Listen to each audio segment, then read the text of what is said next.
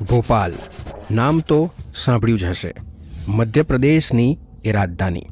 3 December 1984ની એ કાળી રાત્રે ભોપાલના 10 લાખ લોકો એમની મીઠી ઊંઘ લઈ રહ્યા હતા. રાત્રે બરાબર 1 વાગે યુનિયન કાર્બાઇડ નામની કંપનીમાંથી મિથાઇલ આઇસોસાયનેટ નામનો રાક્ષસી ગેસ લીક થયો અને ભોપાલ શમશાન ઘાટમાં ફેરવાઈ ગયું. ભોપાલની શેરીઓ માણસોની લાશો, ગાય, ભેંસ, કૂતરાઓના મૃતદેહથી ભરાઈ ગઈ. એ કાળમુખો MIC મિથાઇલ આઇસોસાયનેટ ગેસ થોડી જ વારમાં 4000થી વધારે લોકોને ભરખી ગયો. એ દર્દનાક ઘટના કેવી હશે એને મહેસૂસ કરવા માટે આ સ્ક્રીન ઉપર દેખાતા ફોટો જ કાફી છે. મીડિયા રિપોર્ટ અને લોકચર્ચાઓ મુજબ આ ભયાનક દુર્ઘટનામાં માત્ર 2 જ રાતમાં 16000 લોકોએ પોતાનો જીવ ગુમાવ્યો હતો. ભોપાલની એ ગેસ લીકેજ દુર્ઘટના દુનિયાના ઇતિહાસની સૌથી ભયંકર દુર્ઘટનાઓમાંની એક છે, જેણે હજારો લોકોનો જીવ લીધો અને લાખો લોકોને ગંભીર રીતે બીમાર કરી દીધા. એક અંદાજ મુજબ 5 લાખથી વધારે લોકો આ ગેસ લીકેજથી પ્રભાવિત થયા હતા. લાખો લોકો એ ગેસના સકંજામાં આવવાથી જુદી જુદી ગંભીર બીમારીઓના શિકાર બન્યા હતા. એક અભ્યાસ મુજબ એ દુર્ઘટના બાદ આજે પણ તેની ગંભીર અસર ભોપાલમાં જન્મતા બાળકોમાં જોવા મળે છે. કોની બેદરકારીના કારણે આ ભયાનક દુર્ઘટના ઘટી હતી? એમાં વાંક કોનો હતો? મિથાઇલ આઇસોસાયનેટ બનાવનારી કંપની ક્યાંની હતી? આ દુર્ઘટના બાદ તેના ઉપર શું એક્શન લેવામાં આવી હતી? રાજ્ય સરકાર અને કેન્દ્ર સરકારે શું પગલાં લીધા હતા? કેમ કે તે વખતે રાજ્ય અને કેન્દ્રમાં કોંગ્રેસનું શાસન હતું. આ પાપ કોણે કર્યું જેનો ભોગ ભોપાલના નિર્દોષ લોકો બન્યા, જેણે મૂંગા પશુઓને પણ ના છોડ્યા? શું ભોપાલ દુર્ઘટના થતી રોકી શકાઈ હોત? આ તમામ સવાલોના જવાબ આપણે આ વિડીયોમાં મેળવીશું. ભોપાલ ગેસ દુર્ઘટના 2 ડિસેમ્બરથી 3 ડિસેમ્બર 1984 દરમિયાન થઈ હતી. તે વિશ્વની સૌથી ખરાબ ઔદ્યોગિક દુર્ઘટનાઓમાંની એક છે. આ અકસ્માતની ગંભીરતાનો અંદાજ એ વાત પરથી લગાવી શકાય છે કે માત્ર 2 જ રાતમાં લગભગ 16000 લોકોએ પોતાનો જીવ ગુમાવ્યો હતો. અમેરિકન ફર્મ યુનિયન કાર્બાઇડ કોર્પોરેશનની ભારતીય પેટા કંપનીના ભોપાલ સ્થિત ઔદ્યોગિક પ્લાન્ટમાંથી લગભગ 45 ટન જોખમી મિથાઇલ આઇસોસાયનેટ ગેસના લીકેજને કારણે આ અકસ્માત સર્જાયો હતો. ઝેરી ગેસના સંપર્કમાં આવેલા અન્ય લોકો જેઓ બચી ગયા હતા તેઓને શ્વસન સંબંધી સમસ્યાઓ, આંખમાં બળતરા અથવા અંધત્વ અને અન્ય વિકૃતિઓનો સામનો કરવો પડ્યો હતો. માનવ ઇતિહાસની સૌથી ખરાબ ઔદ્યોગિક લીકેજની ઘટનાઓ પૈકીની એક ભોપાલમાં બની હતી. ઝેરી ગેસના આ ભયાનક લીકેજમાં હજારો લોકોના જીવ ગયા હતા. આ વિનાશ અહીં સમાપ્ત થયો નથી, પરંતુ તેની વિનાશક અસરો આજે પણ ચાલુ છે. આજે પણ ભોપાલ ગેસ દુર્ઘટનાની ઘટનાનું નામ સાંભળતા જ લોકો ડરી જાય છે. हमारे बच्चों को भी उसका असर है. हमारे बच्चे भी काम नहीं कर पाते. अभी भी हमको वही मंजर दिखता है. जब गैस कांड की रात आती है तो हमको ऐसा लगता है कि हम मरी जाते तो बेहतर था. जीने से कोई फायदा नहीं. તો ચાલો જોઈએ એ દુર્ઘટના થવાની શરૂઆત કેવી રીતે થઈ હતી. યુનિયન કાર્બાઇડ કોર્પોરેશને 1969માં યુનિયન કાર્બાઇડ ઇન્ડિયા લિમિટેડના નામથી ભારતમાં જંતુનાશકની ફેક્ટરી ખોલી હતી. 1979માં 10 વર્ષ પછી ભોપાલમાં પ્રોડક્શન પ્લાન્ટની સ્થાપના કરવામાં આવી હતી. આ પ્લાન્ટમાં એક જંતુનાશક તૈયાર કરવામાં આવતું હતું જેનું નામ હતું સેવિન.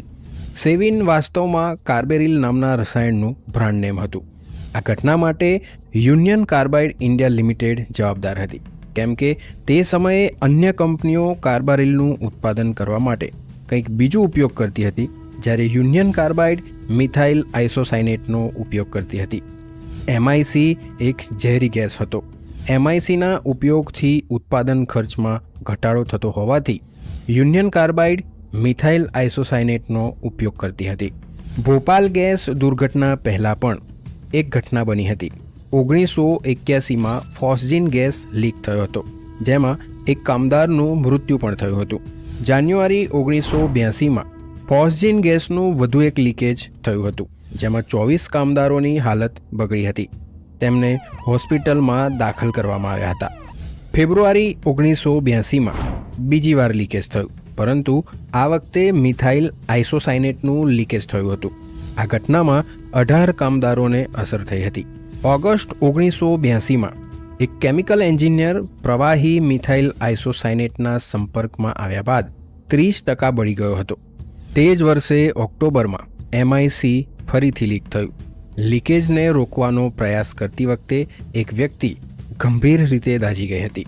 તે પછી વર્ષ 1983 અને 84 દરમિયાન ફોસ્જીન, ક્લોરીન, મોનોમેથાઇલમાઇન, કાર્બન ટેટ્રાક્લોરાઇડ અને MICના ઘણા લીકેજ થયા હતા.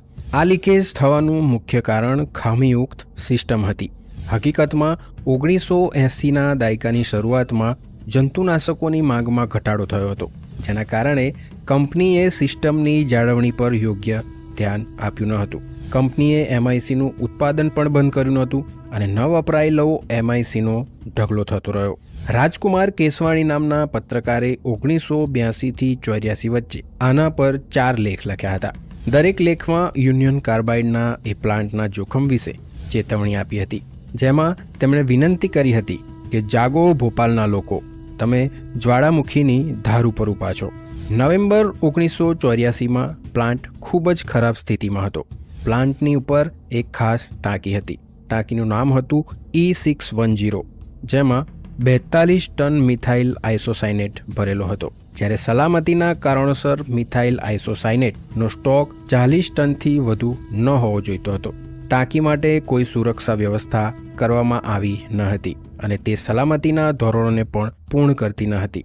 2 ડિસેમ્બર 1984ની ભયાનક રાતે પાણી બાજુની પાઇપ દ્વારા ટાંકી નંબર E610માં પ્રવેશ્યું.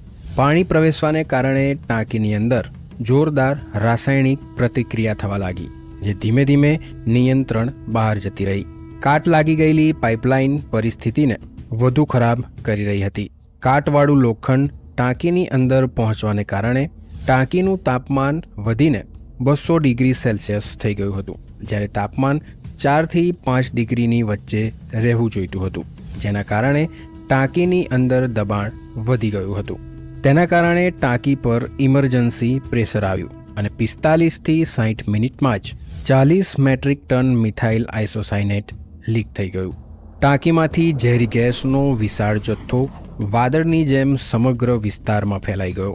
ગેસના તે વાદળમાં nitrogen, carbon dioxide, monomethyl, hydrogen chloride, carbon monoxide, hydrogen cyanide અને ફોસ્જીન ગેસના ઓક્સાઇડ હતા.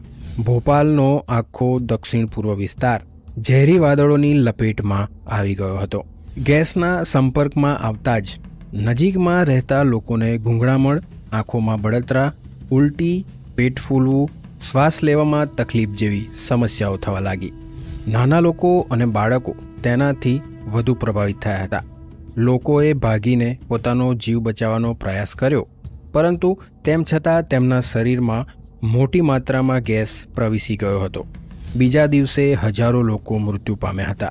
લોકોને દફનાવવામાં આવ્યા અને સામૂહિક અગ્નિ સંસ્કાર કરવામાં આવ્યા.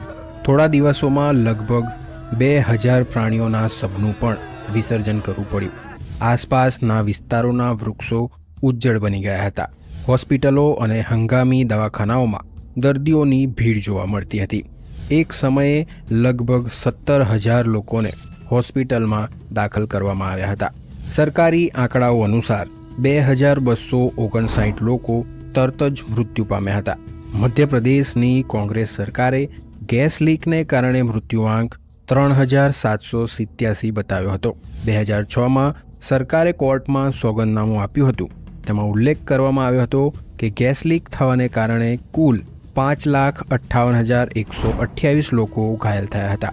તેમાંથી 38,478 લોકો આંશિક રીતે વિકલાંગ હતા અને 3,900 એવા કેસ હતા જેમાં લોકો કાયમી ધોરણે વિકલાંગ બન્યા હતા. આ સમસ્યા અકસ્માતના તે સમય સુધી સીમિત ન રહેતા હજુ પણ તેની અસર થઈ રહી છે. હાલમાં પણ જન્મેલા બાળકોમાં ગંભીર સ્વાસ્થ્ય સમસ્યાઓ જોવા મળી રહી છે. આ ઘટનામાં ફેક્ટરીના માલિક વોરેન એન્ડરસનને મુખ્ય આરોપી બનાવવામાં આવ્યો હતો. ઘટના બાદ તે ભારત છોડીને અમેરિકા ભાગી ગયો હતો. 1 ફેબ્રુઆરી 1992ના રોજ ભોપાલ કોર્ટે એન્ડરસનને ફરાર જાહેર કર્યો અને 1992 અને 2009માં 2 વાર તેની સામે બિનજામીનપાત્ર વોરંટ જારી કર્યું, પરંતુ તેની ધરપકડ થઈ શકી નહીં. એન્ડરસનને ભારત પરત લાવવા અને તેને સજા કરવાની માંગણી કરવામાં આવતી હતી, પરંતુ ભારત સરકાર એન્ડરસનને અમેરિકાથી લાવવામાં સફળ રહી ન હતી. સપ્ટેમ્બર 2014માં એન્ડરસનનું કુદરતી કારણોસર મૃત્યુ થયું હતું અને આ રીતે તેને આ કેસમાં ક્યારેય સજા કરવામાં આવી ન હતી. ભોપાલ ગેસ કાંડમાં પીડિતો માટે યુનિયન કાર્બાઇડ કોર્પોરેશને 710 કરોડ રૂપિયા વળતર પેટે આપ્યા હતા. આ ગેસ કાંડમાં પીડિત લોકોએ વધારે વળતરની માંગ કરતી અરજી સુપ્રીમ કોર્ટમાં દાખલ કરી હતી, પરંતુ સુપ્રીમ કોર્ટે તારીખ 14 માર્ચ 2023ના દિવસે અરજીને ફગાવી દેતા કહ્યું હતું કે કોર્ટ બહાર સેટલમેન્ટ કર્યાના 3 દાયકા પછી આ મુદ્દો ઉઠાવી શકાય નહીં. આ ભીષણ દુર્ઘટના માટે જવાબદાર કોણ હતું? ત્યારની રાજ્ય સરકાર કે કેન્દ્ર સરકાર કે પછી યુનિયન કાર્બાઇડ ઇન્ડિયા લિમિટેડ? જે લોકોએ જીવ ગુમાવ્યો એમનો શું વાંક હતો? જે લોકો કાયમ માટે અપંગ બની ગયા તેમની શું ભૂલ હતી? સ્થાનિક પત્રકાર દ્વારા ચેતવણી આપવા છતાં સરકારે પગલાં કેમ ન લીધા? કંપનીના કર્મચારીઓને પણ ખબર હતી કે આ પહેલાં પણ લીકેજ થયા હોવા છતાં સુરક્ષાનું ધ્યાન કેમ ન રાખવામાં આવ્યું? મૃત્યુ પામેલા અને ઘાયલ બીમાર થયેલા લોકોને જે વળતર આપવામાં આવ્યું, શું તે પૂરતું હતું?